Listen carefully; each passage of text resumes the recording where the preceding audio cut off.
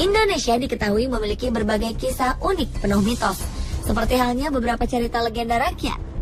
Dari beberapa cerita yang beredar, di Indonesia tersebar beberapa batu yang memiliki kisah dan mitos sendiri. Yang paling terkenal tentu saja kisah mengenai sebuah batu yang menyerupai manusia tertelungkup di tanah di pantai air manis, Padang, Sumatera Barat. Menurut masyarakat sekitar, diyakini batu ini sebagai malin kundang yang telah dikutuk oleh ibunya untuk menjadi batu karena bersikap durhaka. Sudah pasti kebenaran legenda ini masih diragukan, apakah nyata atau tidak. Selain batu malin kundang, di Indonesia juga terdapat beberapa batu yang konon dipercaya dapat memberikan petunjuk bagi mereka yang percaya. Permintaan mereka niscaya terkabulkan jika berhasil melewati berbagai persyaratan. Sebut saja batu bobot. Batu di kawasan Merapen, Jawa Tengah ini adalah batu yang dikeramatkan oleh warga setempat. Masyarakat meyakini batu ini dapat mengabulkan permintaan. Syaratnya, saat hendak mengangkat batu seberat 20 kg ini, setiap orang harus dalam posisi duduk. Jika ia kuat mengangkat batu itu, konon segala permintaan orang ini akan terkabulkan. Demi menjaga batu bobot ini tetap utuh, warga setempat mengikatnya dengan sebuah tali. Ya, ini dilakukan karena dahulu batu ini telah pecah. Dan untuk menjaga kekeramatannya, sebagian warga menaburkan bunga di sekitar batu bobot. Menurut cerita legenda, kawasan Merapen merupakan peninggalan sejarah Sunan Kalijaga pada abad ke-15. Batu bobot merupakan batu peninggalan Sunan Kalijaga yang sengaja ditinggal karena memiliki bobot yang berat. Pada dasarnya, batu bobot adalah sebuah batu biasa dengan keunikan tampilan dan bobot yang cukup berat. Dan batu ini dipercaya sebagian orang dapat mengabulkan semua permintaan.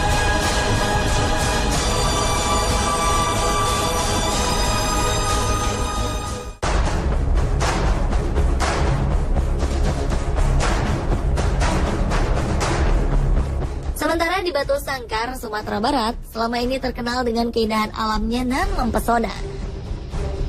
Selain itu, ternyata ada juga satu ciri khas negeri di ranah Minang ini, yaitu batu angke-angke, yaitu batu istimewa yang konon kerap berubah-ubah beratnya.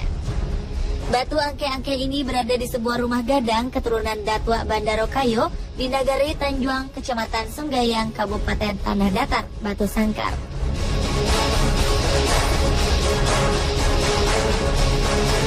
Batu berbentuk seperti kura-kura ini berwarna hitam, ada lubang kecil di tengahnya.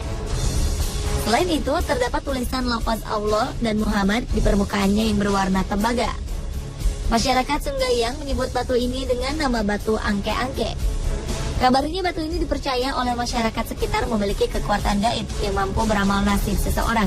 Batu ini dapat meramal nasib seseorang dengan cara seseorang itu harus mencoba untuk mengangkat batu ini. Jika batu ini dapat terangkat oleh seseorang dengan punya niat akan sesuatu, maka pertanda niatnya itu akan kesampaian atau terkabul.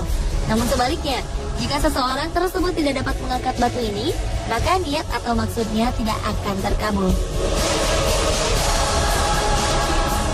Menurut penjaga batu angke-angke yang merupakan keturunan Datua Bandarokayo ke-9, batu ini pertama kali ditemukan oleh Datua Bandarokayo ketika akan memancang tiang rumah. Konon dahulunya Datua Bandarokayo merupakan kepala kaum suku Piliang yang bermimpi didatangi oleh seorang ulama besar bernama Syekh Ahmad. Dalam mimpinya, Syekh Ahmad berpesan agar Datua Bandarokayo mendirikan sebuah kampung yang kini disebut dengan Kampung Palagan. Keanehan terjadi ketika Datua Bandarokayo mulai memancangkan tonggak pertama. Ketika itu terjadi gempa lokal, disusul dengan hujan panas selama 14 hari 14 malam. Dengan terjadinya peristiwa ini, masyarakat mengadakan musyawarah. Pada saat musyawarah berlangsung, terdengar suara aneh dari lubang tempat Datua Bandarokayo memancangkan tonggak pertama, yang memberitahukan bahwa di dalam lubang tersebut ada sebuah batu. Suara gaib ini berpesan agar batu ini dijaga baik-baik oleh penemunya. Datua Bandarokayo memberikan nama batu ini dengan sebutan Batu Pandapatan. Sejak itulah, keunikan batu ini menjadi perbincangan. Tak diketahui siapa yang memulai atau siapa yang bermimpi bila batu ini dapat meramal nasib. Yang didapati dari para tetua hanyalah sebuah kepercayaan bahwa batu ini dapat meramal nasib seseorang dengan cara mengangkatnya. Kini batu ini lebih terkenal dengan nama batu angke-angke. Dalam bahasa Minang, angke berarti angka. Ternyata si batu ajaib ini sudah mulai dikunjungi wisatawan sejak 100 tahun lalu. Dan selama itu pula 7 generasi telah menjaga peninggalan sejarah unik ini. Namun ditegaskan bila batu ini bukanlah sesuatu yang dapat mengabulkan keinginan seseorang, melainkan hanyalah sebuah pertanda. Caranya itu ya masa minta pada sama batu. Kalau minta sama batu kita itulah sirinya. Kita minta sama Allah. Ini sebagai tanda untuk gambarannya motivasi lah gitu. Sudah pasti tempat kita meminta dan memohon hanyalah kepada Tuhan Sang Pencipta.